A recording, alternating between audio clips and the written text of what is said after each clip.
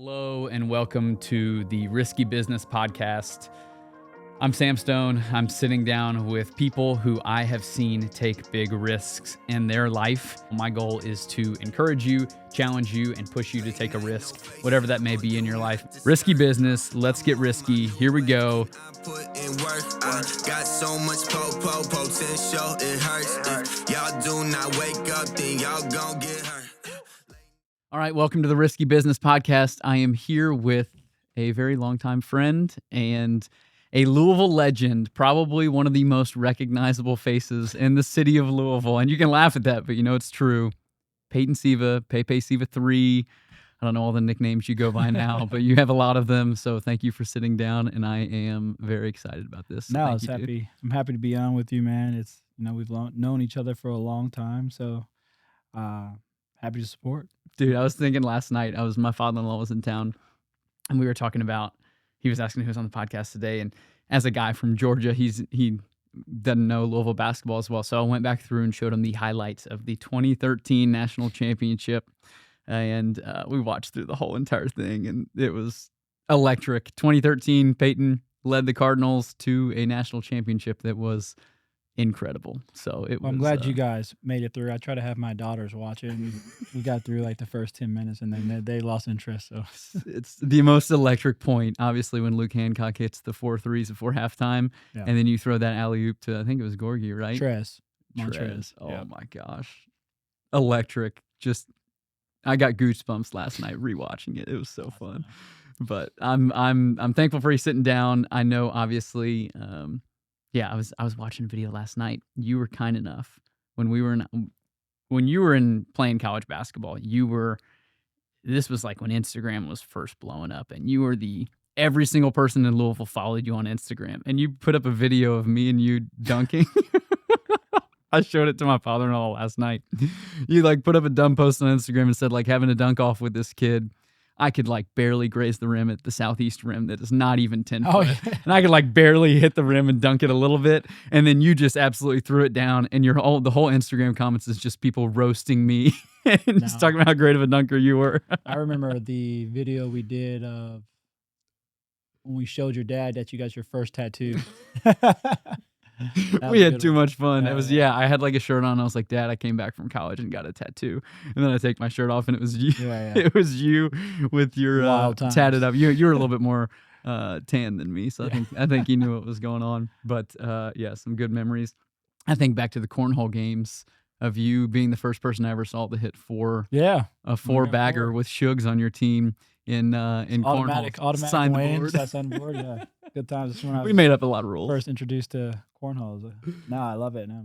There you go. It's I'm excited for the risk side of things for you because obviously out of high school, you grew up in Seattle, and out of high school flying across the country to come to University of Louisville.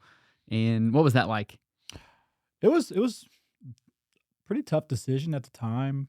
I've grew up in Seattle. That's where I'm from. Franklin, right? Franklin High School. Yeah. Yep. And to fly cross country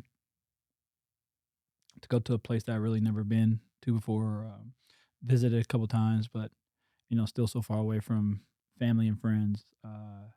You have second thoughts, but I thought it was time for me to get away, time for me to grow up, and it worked out. I was super happy with the way that my career turned out, and don't regret it. Had a great time here. Dude, and the way that you just embraced the city, I feel like off the bat.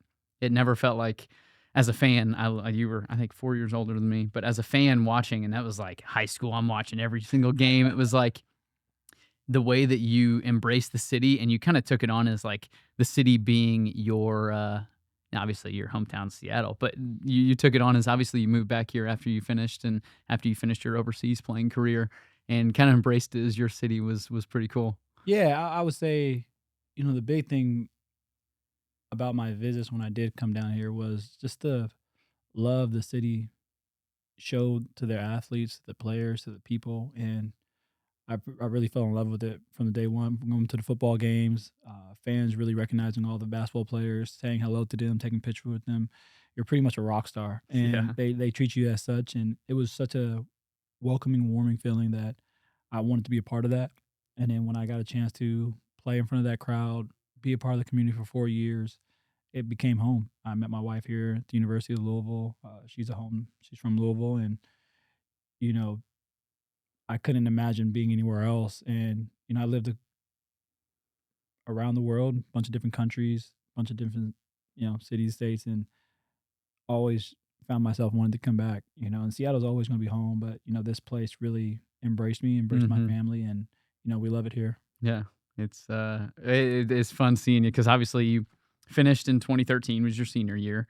You were drafted by the Pistons, correct? Pistons? Yep. And played with them. Then you went overseas to, was it Berlin first? What was the So first I went place to you went to? Italy and Caserta first, then went to Berlin for 5 years. Alba Berlin. I remember Yep. watching those games. Yeah. Yeah. And then went to Australia, played there, went to Greece, then back to Australia, and then came back home.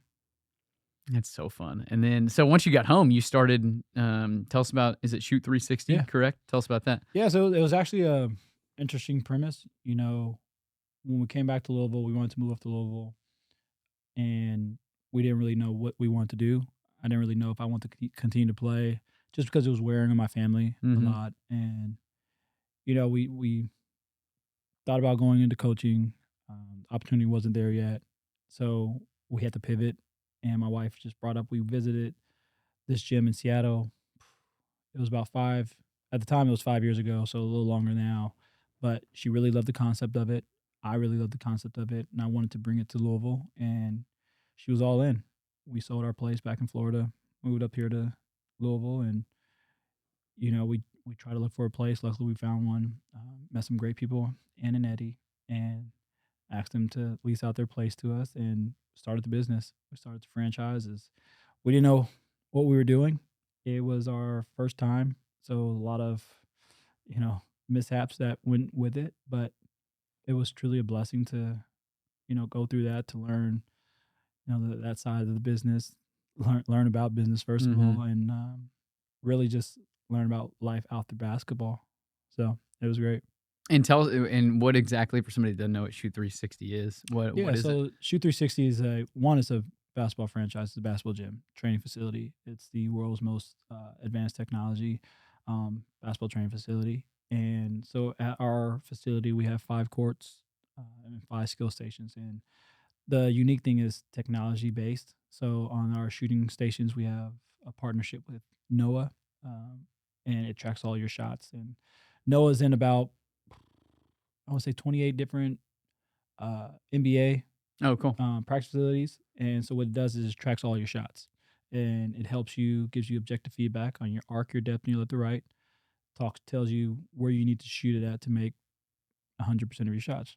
Now, none of us is going to shoot every shot that's going to go in, but it gives us objective feedback, not like me or you telling somebody like, oh, you got to get your elbow in, or you're Mhm. shooting too high or shooting too low. This gives you objective feedback through the numbers and the testing that they've done. And then we have our skill stations where you can pass off the plexiglass, the skill stations. You can do ball handling, passing, and it just really helps you develop. And the great thing about it for me is the reason why I want to bring it back is because it doesn't really matter what skill level you are. Mhm. You can enjoy the game of basketball and you can get better at it. And then whether you're just beginning or you're a pro, you can get better at it. And we've had a lot of pros come through there, and we had a lot of beginner kids come through there, and everyone can get better uh, using the technology. And then we have just phenomenal coaches there that work there that help with the kids.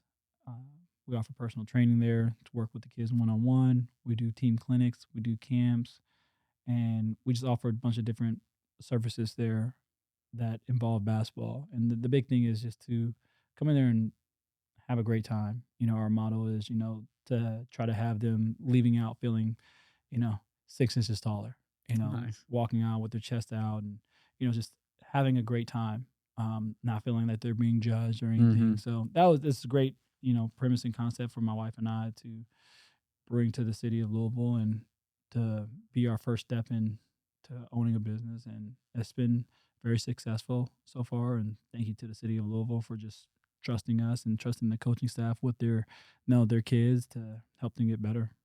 That's cool. I'd be scared to see what my shot would look like with computer feedback. No, you'll be good. You'll be good. You'll be good. I'll Job. stick to the passing station. I'm a major passer.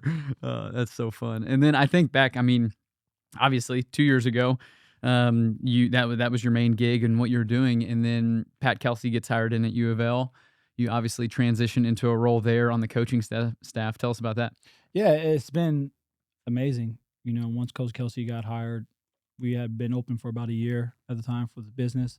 And, I talked to my wife, and we always knew we wanted to get into coaching, and this opportunity presented itself. And we have a great management. Dean runs our gym as our general manager, and my wife was taking care of the business side of it. So I felt like I could really step away from the gym at the time and pursue coaching. And Coach Kelsey had a spot on the staff here, and it worked out. And I'd say so. Yeah, it did work out. and, Year one, and runner up for coach of the year. for sure. Yeah. And my whole process of it, and I love the university, was just to, I get a chance to stay home. I get a chance to try to help connect the fan base to this new staff, right? When we have a great staff, with Coach Kelsey, the staff that he brought over from Charleston with Thomas Carr, Mike Cassidy, Brian Cloman, the rest of the guys, Mitch Johnson, all those guys, Braden. And it was just a great fit for all of those guys.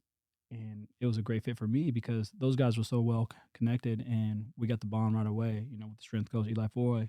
Everybody coming over from Charleston, they were already so close, but it was just, an opportunity for me to kind of really show them the city and what Louisville is really like. And the fans really embrace them all. And one of the biggest things that Coach Kelsey preaches on is trying to have the number one culture. Mm-hmm. And it's not about winning games, it's not about losing games, it's about trying to have the number one culture. And that's what we try to bring to the team. And it showed on the court, right? Our guys were so connected and tight-knit that we were able to play through some adversity, play through some injuries, and really bring that passion and that fun back to the city.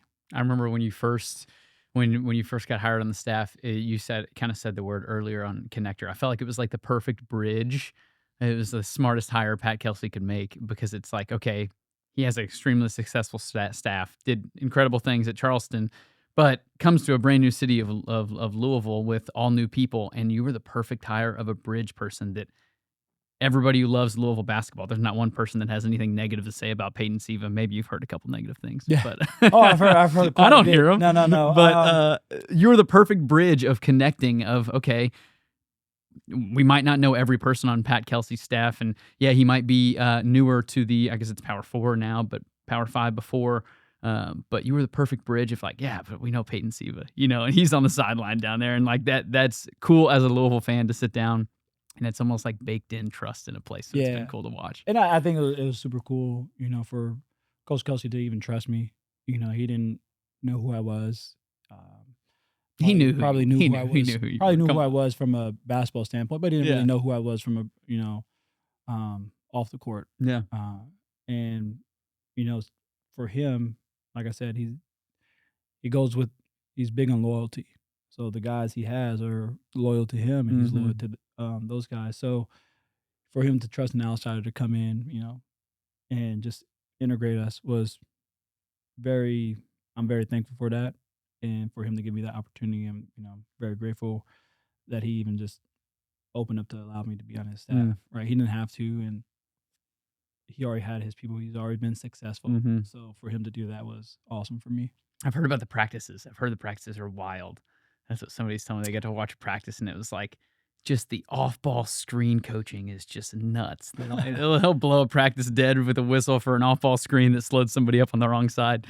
No, I would say, what Coach Kelsey is, he's very energetic, but he's pays attention to the details, the little things. And, that's what helps us win. That's what helps us, win those last-second games or come back, is very detail-oriented. And he does a great job at just picking out the little things if guys are messing up. And also he just does a great job of just bringing the energy every day. And, people always ask, is that him? Is that how he is every day? It's like, yes, that is Coach Kelsey to the T every day. So awesome. He's going to come in with energy. He's going to come in with passion. And, it reflects on the players, right? Our players come in with energy and passion. He was the perfect hire for the university, right? For what this university needs and what this fan base wants is someone who's passionate, someone who's um, very well spoken, someone who can get them riled up and wants to be a part of the community. And Mhm. I think that's what Coach Kelsey is and what he exudes. And we're very lucky to have him, you know, with the city and this fan base. But he's done a great job so far, and I'm looking forward to the future. I was watching back the beginning of the ACC tournament this year, in the Stanford game when Chucky hits the last second shot. Answer me this: was it you who ran at Chucky Yeah. and then you stop mid court and somebody like tackles you from behind? Was that No, is that what no. happened? So What happened there? Because I remember it so clipped you for a yeah. second there. Well, you try to you black out a little bit when you're on the bench, and it was funny because as a player, I would have been the first one over there to congratulate Chucky and jump on him and everything. But you try to, as a coach, you try to like, oh no, we've been here before, we've done this, but you also excited. So like I took off, and I was like, and this is literally how just my mind works.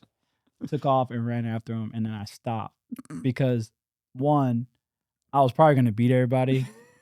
One, and then two, I probably would have pulled a hamstring running that fast, just because I haven't ran so fast like that. But also too, it just wasn't about me. Like it Oh was yeah, about our guys celebrating with their guy Chucky, right? It yeah. was about their moment, And it was for me, it was like, don't make this moment about you. Don't be that first person to be down there because it's not about you. It's about these guys enjoying each other and living in this moment. And so I was just like running, and I was like, nah, go back, walk, shake hands, like try to be more professional in Yeah. a sense. Well, it's funny because the But screen, if you watch the video, yeah, did you no, ever I see the caught video myself. of it? Yeah. The I'm like, video of it well, I was as so you're like stopping and then somebody just like hits you from behind. yeah, and I was so like excited for Chucky.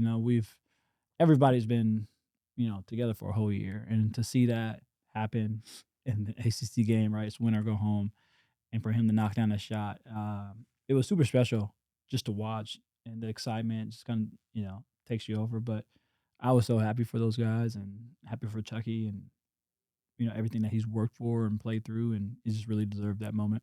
And dude, one of the first games, I like tweeted it out. I was like, it is wild how much the way Chucky would play the game. He did one thing like second game of the season, and I was watching it, and it was wild how it reminded me of you playing on. He just put the brakes on somebody and got fouled from behind in a pivotal point, and I was like, that was a Peyton Siva move right there. I remember that from 2013. You would just cross the half court line and just freeze up and get fouled from behind from somebody who was chasing you trying to steal the ball. Yeah, Chuck. I mean, Chucky just a student of the game, and to be able to try to help him where I can, and we worked a lot on just trying to draw fouls this year, and he was already a phenomenal point guard, but for him to get those easy ones at the basket, easy ones off the ball, and it was truly special to see, right? When you're helping somebody with something and to see them actually integrate it into the game, it's Mhm. kind of cool, especially from my side as a coach to see that they're actually paying attention. Mhm. And we had a bunch of coaches that really helped out Chucky, and I thought he had a phenomenal year. So it was super cool. It was so fun to watch. I mean, obviously, I'm a big fan, so it's like watching as a fan. It was just this year was the biggest breath of fresh air as a Yeah. Louisville basketball fan, and it felt like high school all over again for me when it was you and Luke Hancock and Montrezl Harrell and like Gorgie Zhang and Russ Smith. Like those were the days. What was your when you look back in your college career? What was your favorite game? Uh, favorite memory? We'll take away the national championship since that one's Um, probably one I everybody would thinks of. I would say my favorite game that I can think of. I had a lot. I mean, just the more recent one was the Syracuse game at Madison Square Garden. Just because we were down by I want to say about 17 Mm-hmm. in the second half, and to really rally back from that really showed a lot of grit from our team, and really show that we can win those type of games. Seeing Montrez, who was a freshman at that time, the passion that he played with, to see him having a breakout game because he wasn't really having that breakout of a season, Mm-hmm. and that was kind of like his welcome party to everybody. And to see that, uh, one play that I remember this just sticks with me is Kevin Ware. He hits a corner three, and Coach Pitino gives them a pat on the back, and just seeing that as a player and seeing your coach have that much confidence in you, and that excitement, because he doesn't get excited a lot. So Yeah. seeing that, really sticks with you, and for us to come back and win that game and to win our second back-to-back Big East championship was it's really special. You mentioned Coach Pitino. Did you see the video? Somebody asked him, I'm sure you saw it, beginning of March Madness, like a list of like different players. It was like, who's the best shooter you ever coached? Did you see this video? Yeah. He said you're the quickest. I think it was quickest, wasn't it? Fastest player he ever coached? One of the quickest players, yeah. Which is a huge compliment because the guy's coached for so long, and he's coached so many players. So I think I was just probably one of the players that he just remembered at the time. What is it? Squeaky wheel gets Yeah. gets the oil. And he said, I think best shooter. He said was Luke Hancock. Yeah. Who's the best shooter you've ever played with? For me, probably the best shooter. I'll say Luke's up there. Kyle Kirk. But a guy over in Germany that I've got a chance to play with was one of the best shooters I've ever seen. His name was Marcus Erickson. Like, the guy was just a phenomenal shooter. We did a drill where I want to say it was around like 254 to 259 made threes, and just a phenomenal shooter. And I never seen somebody shoot like that in my life. But it's just a great player, Swedish dude. But cool dude over in Berlin. Got a chance to play with him for a couple years. That's wild. Gosh, you say Kyle Kirk. I remember the Notre Dame dunk. Yeah. That one right before halftime. Yeah. Wasn't it right before halftime? Yeah, Notre Dame. he got technical. God, it's got Yeah. teed up after it. Yep. Well deserved. That was. I mean, not well deserved. Well worth it. Yeah. That was incredible. I look back as we get to the topic of risky business. High school Peyton Siva, wanting to go play D1 basketball. What were some risks you took early on as a listener to this, as a young person saying, "Hey, I want to play college basketball. I want to play professional basketball." What were risks you felt like you took early on in your life that set you up for success in athletics down the road? I would say there was some risk and sacrifices, right? You sacrifice time with friends to go to the gym, to really focus on it.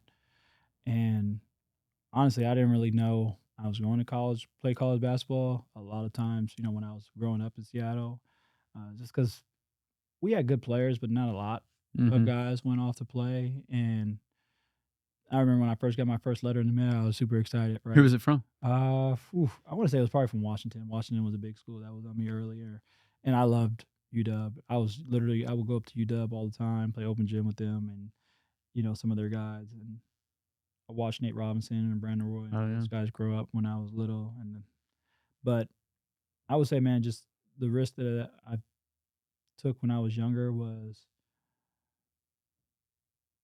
sacrificing not going out all the time, not doing anything. Drugs was rampant when I grew up, not doing any of those things, and just trying to stay on the course of being an athlete, being a basketball player. Stop playing football, and football was my first love. But What position did you play in football? wide receiver, free safety, and corner, and I loved it. I grew up playing football. That was my favorite sport, and I got hurt, and I remember I wanted to continue to play. And I remember my senior year, I was like, I want to go out, play one more time. Yeah. I'd already committed to Louisville and called Coach Pitino, and I think this was the year, if I'm not mistaken, Tom Brady had blew out his knee in preseason or something like that, and coach was like, "Yeah, no, you're not, no way, you're coming. You're just gonna be a scholarship player." But those are some of the things that you take a risk on, and then just taking a risk to go to University of Louisville, a place that's so far away from your home. You leaving your knew family. nobody, right, coming here? No, I didn't know anybody. Because at the time, I want to say Richard had left. He had went to Florida at the time. He was the coach that recruited me. Only people I knew were Rakeem Buckles. We went to camp together in Virginia at the NBA Top 100 camp. Played against Steve Van Treese on the circuit, and met Mike Morrow when I got here. So I really know anybody here at the beginning. And so it was kind of nerve-wracking, not knowing anybody, not really. And you're 18. Yeah, and you're coming all the way from the West Coast to a whole new city. Luckily, when I got here, I had met somebody named Miss Marina who really took care of me. She worked at Derby Festival, and she's from here, and she really showed me around everywhere and take me to the store and show me everything. So she was a wonderful help to me and Rakeem, and and we just grew. We started going out, meeting the community, going to different restaurants, and going to different athletic events, going to football games, which weren't really that good at the time, but we still went and just try to be college kids Yeah. and enjoy it. And then when basketball came, we just locked ourselves in the gyms. Yeah, it's so fun. And I remember I was asking you, I was trying to dunk, and I was like, how do I add to my vertical? And you told me run up a hill backwards. Yeah, And do calf raises in the shower. Yeah, I mean that was my biggest advice from when I was younger. T. Will, guy who went to the University of Louisville, was like, Oh I was like, man, how do you dunk? And he was like, I run up the hills backwards, and I do a lot of calf raises. I was like, bet. I was like, T. Will. I would do that every day. We had a hill by our house. I would go up the hill, run it backwards. I'll be in the shower. I'll be on the stairs, everywhere I can. I was just doing toe raises everywhere. So, I mean, it worked out. I started dunking in it and became more athletic. But yeah, I remember when you were there was a stat. I think it was when you were going around for the NBA circuit. You had the highest vertical, the Lakers or something. Lakers workout, and then Zach LaVine, another Seattle guy, beat me a couple of years later. So. You got a 44-inch vertical, right? Yeah, somewhere around there. That is nuts. That was there back in the day. Now my back hurts, so I can't. That is nuts. That is. What's your standing reach? Do you know? Not sure. I haven't done it in a long time. How tall are you? I know you're 6 foot, 6 right? foot. Yeah, with shoes on. I was gonna say ish. Yeah. I tell everybody I don't play basketball without my shoes on. So yeah. 6 foot, nice. Yeah, I'm right at 6. So Yeah. that's you can jump a whole lot higher than I can. What's your favorite Coach Pitino story, if you don't mind me asking? And I've heard everybody who has a wild Coach Pitino story of just what practices were like or what college was like. I wouldn't say I have any crazy Rick Pitino stories. Coach P. I mean, one that I always share just because we walk by it every time now. But when I was a freshman at Papa John's, is right across from now the Keeper Center. But we had a thing where we had to talk in practice, and somehow, some way, I think I didn't tell Mike Mara to get back to get him in, and I didn't talk. So coach saw it. I was like, Peyton, you didn't talk. Go out there with Coach G in front of Papa John's and go cards to 10 cars as they go by. And I was like, what? It's like, yeah, go outside in front of Papa John's and go cards to 10 cars that go by. So I'm out there. There's a light literally right in the corner. So sometimes it might be 3 or 4 cars that go by and you go cards. Sometimes there might not be any cars, and so you're just waiting out there. Just waiting for the 10th car to come by. So you just feel like, this is the stupidest thing. But I made sure I was talking every day in practice the next time. Yeah. I thought you were going to say he gave you a pizza sign and made you spin it out there. Nah, I think I would have threw it somewhere. It's so fun. I think the cool thing is anytime you see somebody who's reached the peak of success, winning a national championship, playing professional basketball, getting drafted, becoming a coach, and succeeding in the next phase, succeeding in business, I feel like there's risks that are taken that people don't see. What do you feel like the biggest risk that you've taken in your life that you see like, okay, I feel like it's not as well known, but it's something that sets you up, whether it be to go to U of L, whether it be to get drafted, whether it be to succeed overseas? What do you feel like big risks are that you took that paid off? I mean, we already touched on it about, choosing university, going to college, choosing where you want to go play at and spend 4 years at. I would say the next one would probably be just going into the business world. My wife and I had no business background. We didn't know anything going into it. And we kind of said, all right, we'll go all in. We were living in Florida at the time for a couple of years and decided to sell our place, move back here to Louisville, start a business, not knowing when it's going to be open. We didn't have any land or any buildings, and we were just kind of searching around and, to find a place like we did, Norton Commons was, a big risk for us just because we just didn't know what we were getting into. We didn't know if the business was going to be successful. We didn't, we were putting a lot of money into it, and we didn't have any partners, so we were pretty much going into it blind. Luckily, we met a lot of good people around the city of Louisville who helped mentor us, where we were able to bounce questions off of Mhm. them and help lead us into the right direction. And if we had questions, we were able to, reach out to them. So just those type of risks, I would say, you know, really stuck with my wife and I, Mhm. just because there was just so much unknown. Another risk was just going over to Europe, playing basketball.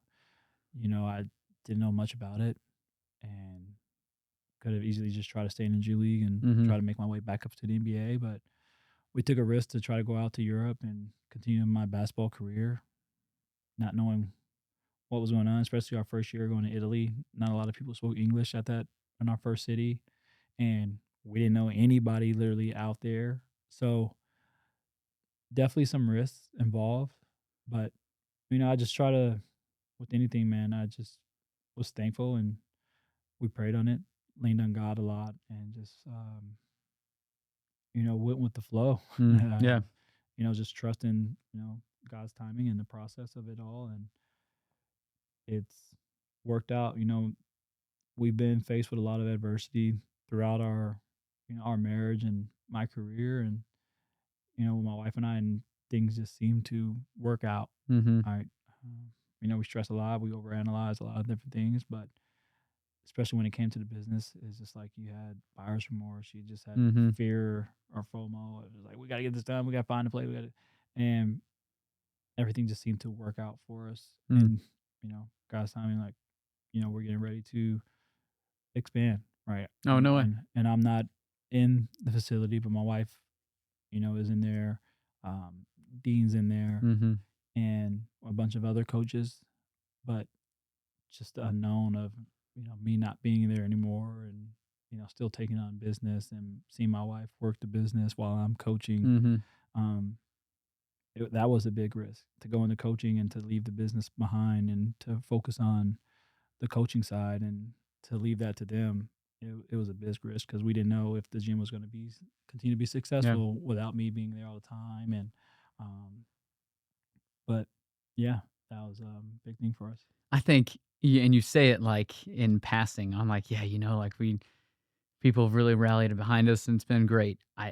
It's a testament to who you've been to the city of Louisville for the last, I don't know what it's been, 14 years Mhm. since 15 years since you got here in 2010, and, eh, the way that you humbly served in your role as a player and then as an alumni, and the way that you poured into relationships, even in our friendship, and the way that the amount of things you've done for me that you don't need to sit down on this podcast. You know what I mean? The kindness of you to come down and do things like this. When you do things for people over the long run without expecting things in return, people are happy to support you in the long run.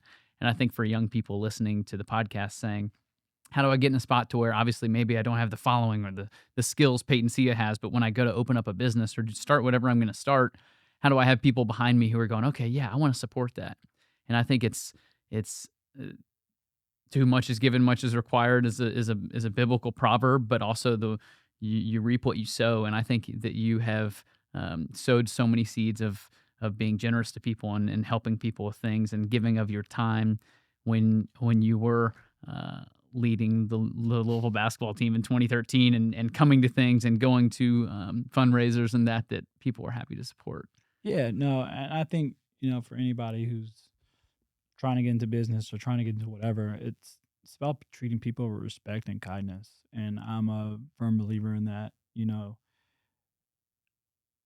Whoever it is, you hear a lot of people talk about like, treat the janitor does the same as you treat a CEO and things of that nature. But I mean, I grew up and was raised in a way that you never look down on anybody, and I never know what you might be going through. I never know what that person might be going through, and I'm not the most well-spoken person. I'm not the strongest person. I'm not this and that, but things that I can control is how I treat people, Mm-hmm.